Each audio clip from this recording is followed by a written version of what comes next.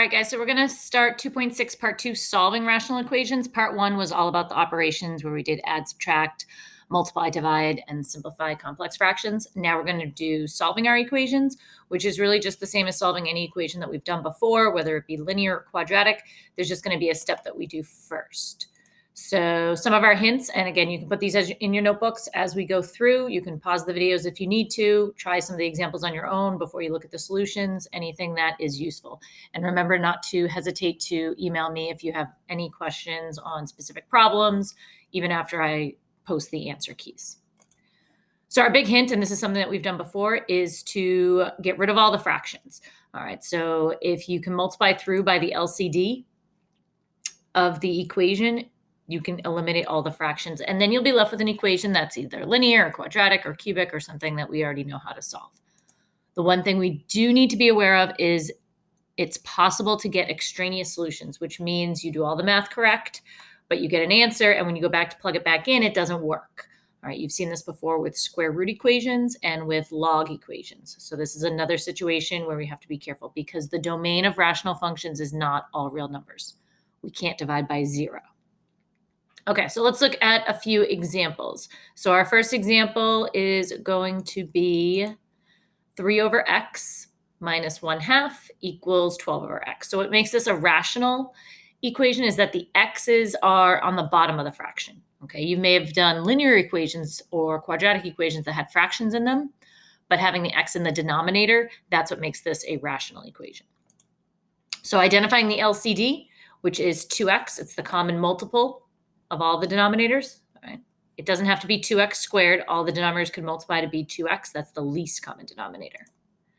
So what we're going to do is multiply each fraction, or actually I should say every term, even if it wasn't a fraction, has to get multiplied through by 2x. What you do to one side, you have to do to the other. So make sure you multiply all terms by 2x. So we're going to distribute the 2x to all 3 terms. We multiply by the first term, the x will cancel. We'll be left with 3 times 2, which is 6. When we multiply by the second term, the 2 will cancel, so we'll be left with the minus 1 times x. Equals, when we multiply by the third term, the x will cancel, and we'll be left with 2 times 12, which is 24. So this very simple equation, linear equation, 6 minus x equals 24, can be solved to get x equals negative 18. And then when you go back and plug it back in, you just have to make sure that you don't get any zeros in the denominator. So if x is negative 18, that is fine. The only value we're not allowed to let x equal is 0. So 0 would be the only one that could be an extraneous solution, but that's not what we got. We got x is negative 18, so we check it off, and it is a correct solution. Our second example, we've got 2 fractions and a non-fraction, but again, this is a rational equation because there are x's in the denominator. There can be x's on top as well, but we have the x in the denominator as well. So identifying the LCD will be our first question. And looking at that, there's only 2 fractions, and they have the same denominator. So therefore, the LCD is just going to be that denominator, x plus 1. So we're going to take our original equation and multiply through by the x plus 1. So when we distribute here, the x plus 1 will cancel. We multiply by the second term, we've got to distribute the 4 to the x plus 1. And when we multiply by the third term, the x plus 1 will cancel, and we'll be left with the negative 5. Make sure you look at the sign and keep the negative. That will give us this linear equation again. So 5x equals 4 times x plus 1 minus 5. Distribute the 4 to get 4x plus 4. Combine the plus 4 and minus 5. That will give you 5x minus 4x equals 5x equals 4x minus 1.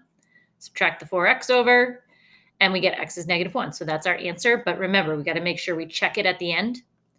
If we plug negative 1 back into the original equation, negative 1 plus 1, that's going to give us 0 in the denominator. So therefore, it's an extraneous solution. Therefore, there is no answer to the original equation. So there's a couple ways to say that. You can say null set, no solution, x equals negative 1 is extraneous. But what you don't want to put is 0. All right, 0 would imply that x equals 0 is the solution. So we would just say no solution. Okay, so if you want to follow along in the next video to see the last example, you can do that. I think it will be a quadratic, and then the assignment will be posted on Classroom as well.